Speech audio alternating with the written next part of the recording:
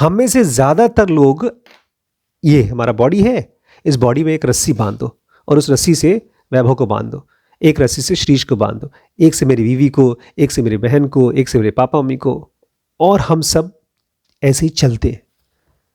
इस लाइफ में हम सब बंधे हुए हैं रस्सियों से, अटैचमेंट से।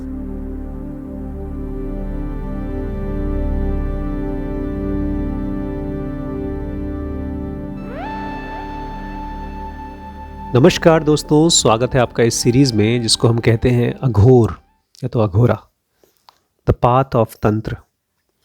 और हम लोग स्टार्ट कर रहे हैं फर्स्ट चैप्टर से जिसका नाम है माँ, या तो आपकी स्पिरिचुअल गुरु।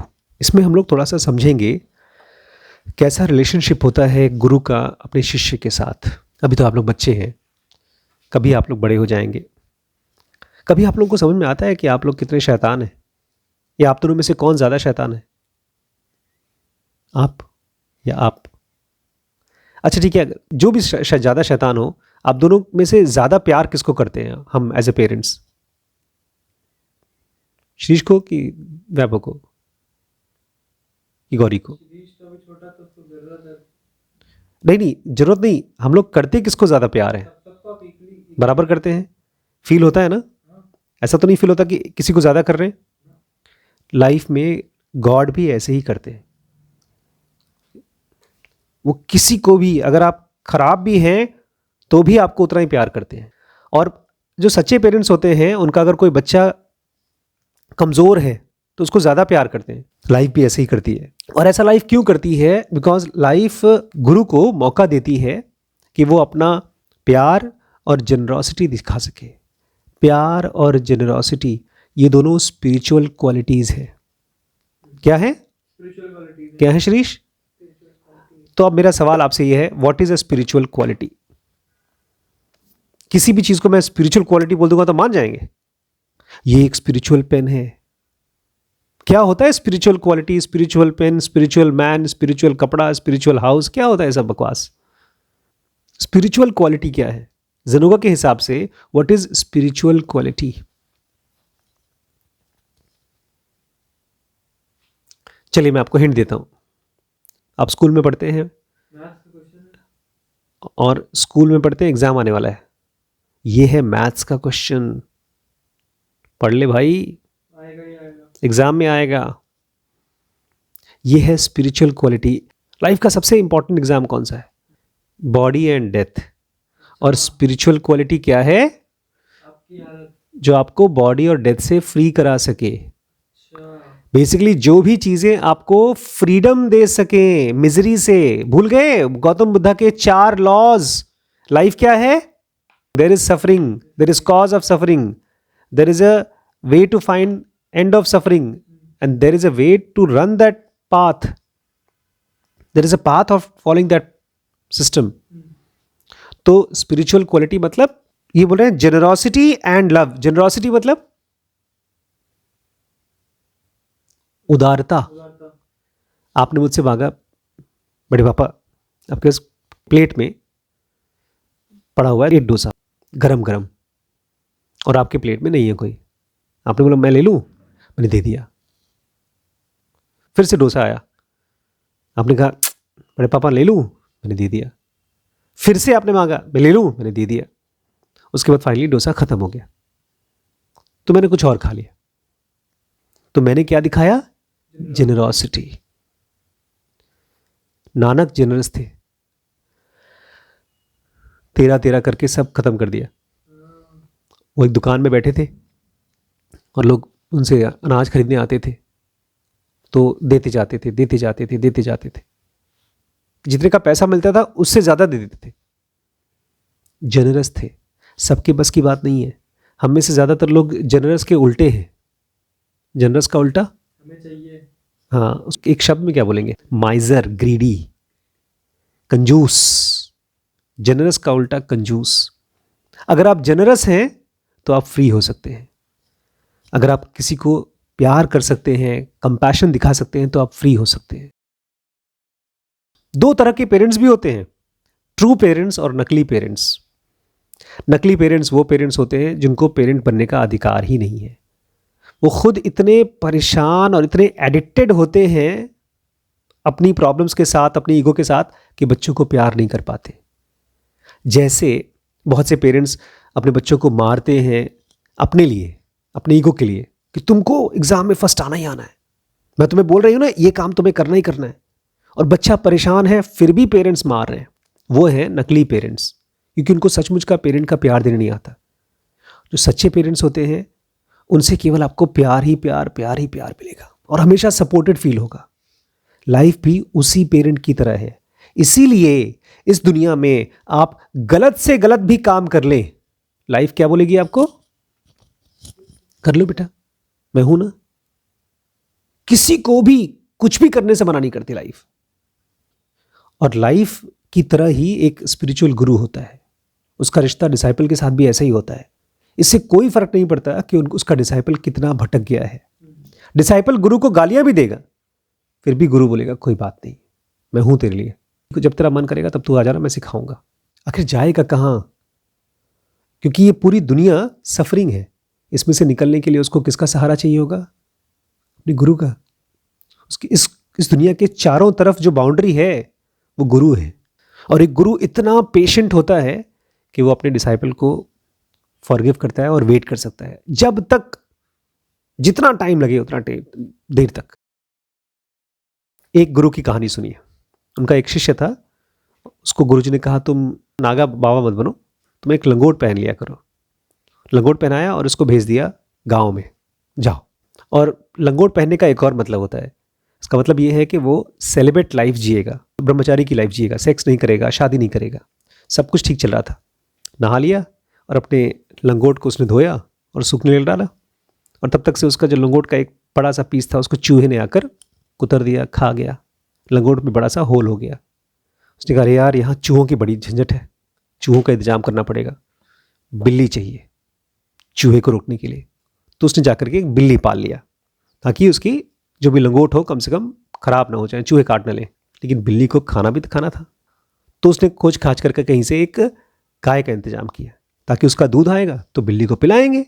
लेकिन भैया गाय का भी तो देखभाल करना पड़ेगा, वो कौन करेगा? तो एक घास काटने वाले का इंतजाम किया कि तुम घास काट के लाना, इसका देखभाल करना। लेकिन उस बेचारे घास काटने वाले को पे कैसे करेंगे? तो उसने फिर जाकर के खेत लिया ताकि वहाँ पर खेती कर सके और उसमें से अनाज पैदा करके उनको पे कर सके। और खेती अकेले थोड़ी कर पाएगा, उसके लिए मजदूर चाहिए थे। तो और प्लस खेत के पास रहना चाहिए था, नहीं तो पहले मेंडिकेंट था, कहीं भी घूमता फिरता था, फकीर। अब उसने उस खेत के बगल में अपना एक मकान बना लिया। लेकिन मकान की देखभाल कौन करेगा? भैया एक बीवी की तो जरूरत है ही। तो उसने भैया शादी कर ली और जो लंगोट था को उसको उठा के फेंक दिया, क्योंकि लंगोट का मतलब ब्रह्मचारी शादी नहीं करेगा। तो शादी करके उसने अपना लंगोट फेंक दिया। लंगोट की वजह से सब झंझट चालू हुआ, लंगोट उठा के फेंक दिया उसने। और जब गुरु वापस आए तो देखा अरे ये क्या, मेरा डिसाइपल जहाँ रहता है वहाँ पर जंगल होना चाहिए, आश्रम होना चाहिए, वहाँ पर खेत और मकान और गाय और भैंस और पूरा गृहस्थ आश्रम चल रहा है। और उसके घर के बाहर एक वॉचमैन खड़ा था। उसने गुरुजी से पूछा क्या काम है आपका यहाँ पे? गुरुजी ने कहा मेरे एक शिष्य था मेरा, वो यहाँ रहता था। तो उसने कहा नाम क्या? उसने नाम बताया। बोलता अरे वो हमारे साहेब हैं, वो तो घर पे रहते हैं, यहाँ जंगल में नहीं। गुरु ने कहा वाह बेटा वाह, तुम तो साहेब बन गए। और फिर घर के अंदर गया उस बच्चे से मिलने। उससे थोड़ी बहुत बातचीत करने के बाद गुरु ने कहा यार तुम फंस गए, तुम माया में, इस फैमिली की लाइफ में फंस गए, तुम तो साधु थे। और गुरु ने कहा चिंता मत करो, वापस आ गया हूँ, तुम्हें इस माया जाल से फ्री कर दूंगा, तुम मेरे साथ जंगल चलो। उसने कहा अरे महाराज आप कहाँ परेशान हो रहे हैं, मुझे पसंद आ रहा है ये लाइफ, मैं इसी में रहूँगा, आप जाइए। गुरु ने कुछ नहीं किया, घर से बाहर निकला, जंगल में बैठकर मेडिटेशन करने लगा। और उसके कुछ देर बाद उसके डिसाइपल का माइंड पूरी तरह से बदल गया। उसको एहसास होने लगा कि उसने किस तरह से एक जेल बना लिया था अपने लिए, और उसने सब कुछ छोड़ छाड़ करके अपने गुरु के पास चला गया। इस तरह के गुरु आपके पास होने चाहिए। गुरु वो होता है जो एक बार आपको अपना शिष्य बना ले तो आपको कभी छोड़ता नहीं है, कुछ भी हो जाए। कहते हैं गुरु और शिष्य का जो बॉन्ड होता है वो सबसे स्ट्रांग बॉन्ड होता है, इसलिए गुरु को भगवान भी बोला जाता है। अघोरी विमलानंद बॉम्बे में रहते हैं, जिनकी कहानी हम पढ़ रहे हैं। वो कहते थे बॉम्बे में लोग मेरे पास बहुत से रीजन से आते थे, अलग अलग कारणों से। ज़्यादातर लोग इसलिए आते थे क्योंकि वो परेशान थे, क्या थे? ज़्यादातर लोगों के पास अपनी लाइफ की दुनियादारी की दुख थे, मिजरीज थी, और इसी दुनिया में उनको जो भी खुशियाँ मिलती थी उससे खुश भी थे, सेटिस्फाइड थे। विमलानंद कहते हैं इसीलिए मैं ज़्यादातर लोगों से स्पिरिचुअलिटी के बारे में बात नहीं करता हूँ। और जितने भी लोग बोलते हैं मुझसे मिलते थे, उनको बस 3-4 चीज़ें चाहिए थी, फूड, स्लीप, सेक्स। ज़ेनोगा में एक चीज़ और ऐड कर दिया गया है। 4 फूड कौन कौन से हैं? फूड, स्लीप, सेक्स और ईगो। अगर ये 4 भोजन किसी के आप पूरे करते रहेंगे तो आप उसके दोस्त, अगर इसको रोक दीजिए तो आप उसके दुश्मन। विमलानंद कहते हैं ज़्यादातर लोगों को फूड, स्लीप और सेक्स चाहिए, बस और कुछ नहीं चाहिए। बोलते हैं बहुत से लोगों को शायद अच्छा नहीं लगता होगा, बट सच्चाई यही है। आप देखिए, खाना मिल जाए, स्लीप मिल जाए और सेक्स मिल जाए। आप लोगों को तो सेक्स इस उम्र में चाहिए नहीं, लेकिन खाना और स्लीप का एक और रूप है। स्लीप का एक तो आंख बंद करके सोते हैं, एक हम लोग आंख खोल करके भी सोते हैं। कैसे? ऐसे सोते हैं।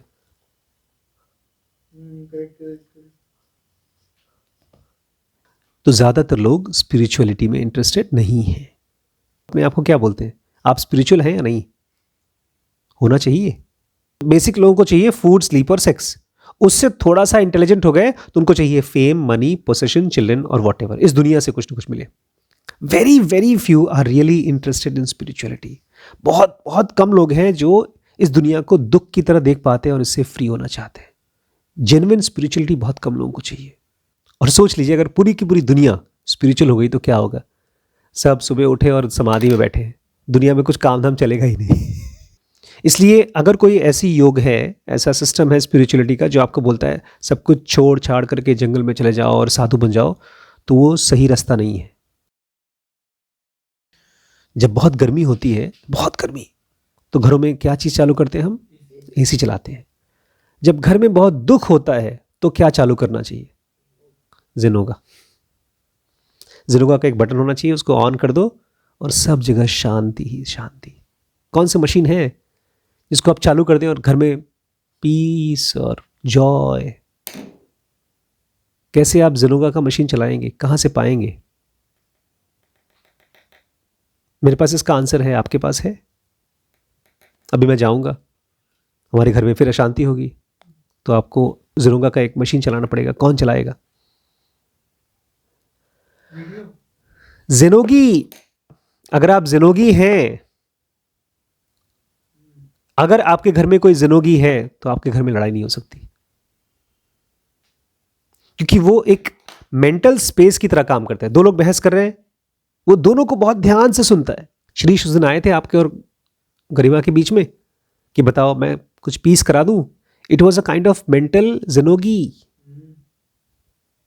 ज़ेनोगी अगर है तो घर में लड़ाई नहीं हो सकती, पीस ही पीस रहेगा। इसलिए मेरा नारा है, हर घर में एक ज़ेनोगी। योग हर घर को खुशहाल और शांत बनाना इसका काम है।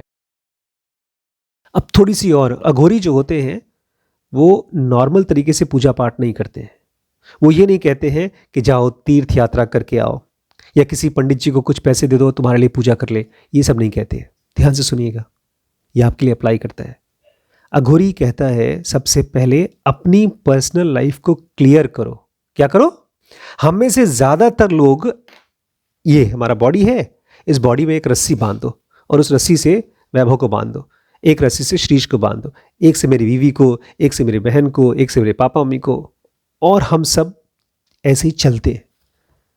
इस लाइफ में हम सब बंधे हुए हैं रस्सियों से, अटैचमेंट से, और यही हमारी एग्जिस्टेंस है। अगर हमारी बहन को ज़रा सा कुछ हो जाए या उसके और मेरे बीच में कोई बहस हो जाए तो हमारा ध्यान, मेडिटेशन, स्पिरिचुअलिटी सब खत्म हो जाती है। बहुत से लोग ध्यान करने की कोशिश करते हैं लेकिन कर नहीं पाएंगे, इस लाइफ में तो नहीं कर पाएंगे, क्योंकि उनकी एग्जिस्टेंस क्या है? उनके आसपास के लोग जिनसे वो अटैच्ड हैं। इसीलिए बहुत से टीचर्स स्पिरिचुअलिटी को कहते हैं फोर्स मत करो, जबरदस्ती मत करो। अगर आपने फोर्स करने की कोशिश की तो वो आपको उल्टा बेवकूफ़ कहेंगे, लड़ाई करेंगे आपसे, या और परेशान हो जाएंगे, बोलेंगे अरे बाप रे बाप, ये भी करना पड़ेगा मुझे। उनके लिए स्पिरिचुअलिटी और काम हो जाएगा। मैं आपसे कहता हूं, अवेयर हो जाओ। आप अवेयर होने की कोशिश करें, लेकिन भाई मेरा टीवी छूट रहा है, काहे की अवेयरनेस? तो अगर इस आदमी को, जिसकी लाइफ में आसपास के लोगों से बहुत सीवियर अटैचमेंट है, उसका माइंड स्पिरिचुअल बनाने की कोशिश करेंगे तो और परेशान हो जाएगा। अब ध्यान से सुनिए, दो टाइप के लोग होते हैं। एक वो जिनको आप कह सकते हैं मटीरियलिस्ट। आप अपने बारे में पूछिएगा आप कौन है। मटीरियलिस्ट वो हैं, उनको आप भगवान भगवान भगवान, कहानियां कहानियां कहानियां, गीता गीता गीता, कुरान कुरान बोलते जाइए, उनको कोई विश्वास नहीं होगा। सुन लेंगे, कहानियां अच्छी लगती हैं, लेकिन अंदर अंदर डरते रहेंगे और कोई स्पिरिचुअलिटी चालू नहीं होगी। ये वो लोग हैं जिनको आप बोलते रहेंगे लेकिन कोई फायदा नहीं होगा, कोई बिलीफ नहीं आएगा। तो इनको आपको बिलीव कराने की कोशिश मत करिए। और दूसरे टाइप के जिनको भगवान पे विश्वास है, उनको भी आपको कोई बिलीव कराने की जरूरत नहीं है, उनको विश्वास है। ज्यादातर लोग बीच वाले हैं, पार्ट मटीरियल पार्ट स्पिरिचुअल। तो ऐसे लोगों के लिए क्या करना चाहिए? वो शादी करें सबसे पहले। शादी क्यों? क्योंकि उनकी लाइफ में क्या है? सेक्स की भूख है, और वो जाकर के 10 जगह मुंह मारेंगे। इससे अच्छा एक सिंगल लाइफ पार्टनर हो जो उनके साथ ये पूरा कर सके। बिकॉज वो अंदर से स्पिरिचुअल नहीं है, मटीरियलिस्टिक है। सेक्स उनकी भूख है, और अपनी लाइफ की मेहनत से जो भी पा रहे हैं उसके साथ खुशी खुशी जिए, कंटेंटेड रहे, और बहुत सिंपल सिंपल प्रैक्टिसेस को करते रहे। क्यों? इससे उनके भविष्य में एक योगी होने के लिए रास्ता खुलेगा। और जिन लोगों ने अपना पिछले जन्म में ये सब काम कर लिया है, एक सिंपल लाइफ जिए हैं, रोज छोटी छोटी प्रैक्टिसेस किया है, अपनी बच्चे की जिम्मेदारी, बीवी की जिम्मेदारी, बहन की जिम्मेदारी, माँ बाप की जिम्मेदारी सब निभाया है पिछले जन्मों में, वो योगी बन जाएगा और उसको सब कुछ सिखाया जाएगा। ऐसे लोगों को एक गुरु अपने डिसाइपलशिप में लेता है, उसको मिलता है और उसको सिखाता है। ठीक है? बस